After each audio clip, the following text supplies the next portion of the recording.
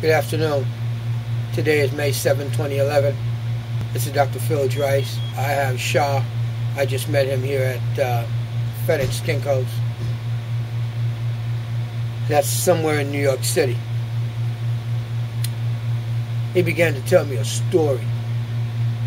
A real sad story. Story of a black guy who gets a city job and he thinks he's on top of the world. Boy, he just loved them blue-collar jobs and all that stuff. I went to college, got an associate, bachelor's, master's, doctorate, and I have a problem with African-American females. Why? I don't want to go to work for them. I work for myself. Do anything I want to do, how I want to do it. But this isn't about me today, is it? No. This guy, he's got a real sad story. So you know what I'm going to do, right? I'm going to send him to Gary. So I'm going to send him to the church. But I get an opportunity to allow him to tell his story to you, my fans on YouTube, Twitter, Blogger, Urquhart, everybody. His name is Shah.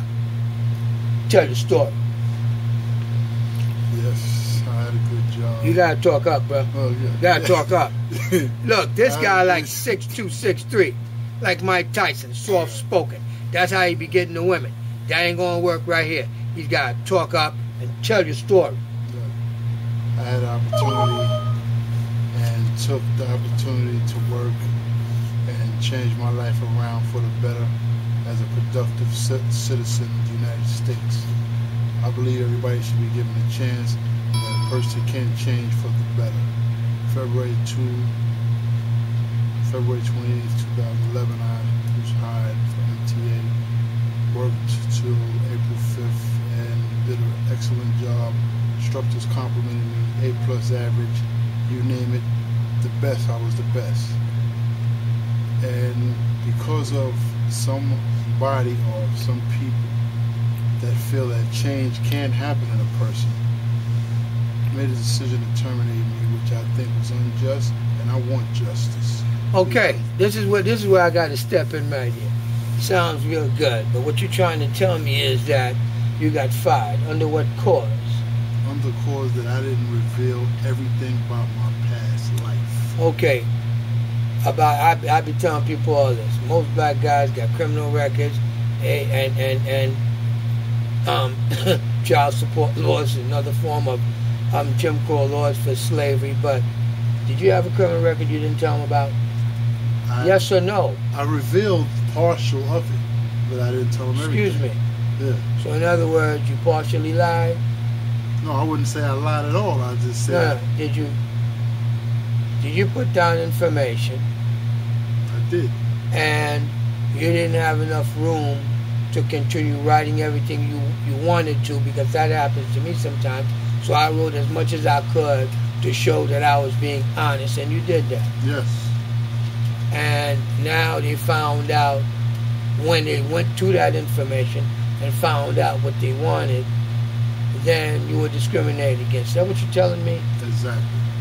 Okay, so I'll send you to Gary. Why don't you write down his number, and Gary's going to go bust somebody's ass. That's all. The MTA messed up.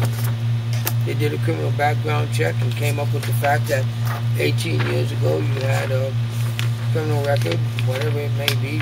Was it a felony? Okay. A, B, C, or what? D. D felony. The weakest.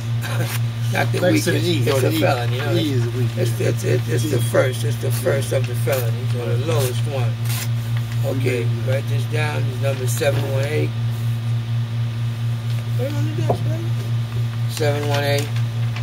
718-544-1478. He's got a Negro get out of jail free card. I offer that to a politician. Gary DiLeonardo. That's DILEONARDO. Oh, you gotta slow down. DILEONARDO.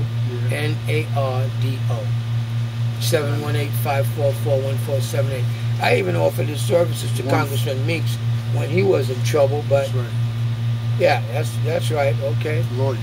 Yeah, that's the lawyer. You call him up and tell him that you believe that you've got a meritorious cause of action against the city.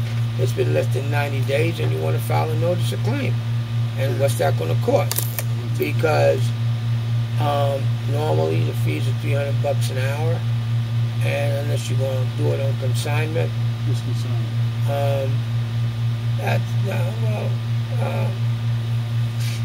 You just sign that when you make money, you pay a third. So it's up to him to decide what you got, how strong it is, and all that stuff.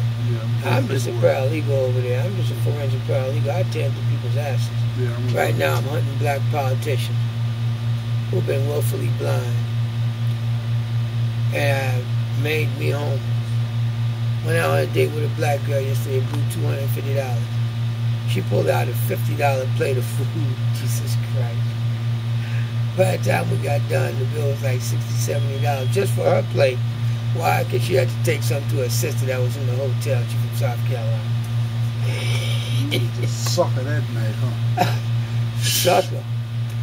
It cost me $35 to get her from Bayside to my house. Then I paid $40 to send her on the cab home. My mother gave her at least $300 to $400 worth of stuff. Like, my mother's European, she's Russian. Brand new shit that she had, you know, all down. Give her all that shit. And then she wanted to text me, she liked me. But to get all of that, what she did in the morning was write to me and said me, and texted me, "Are you scared of pussy?" Oh, so you didn't. Then the next thing was, I want to have sex with you. Well, really? Let me see. Look, man, a couple $100 to figure out and to go through all this to show everybody you do not mess with African American females. They're a bunch of pieces of shit. So that's all I got to say.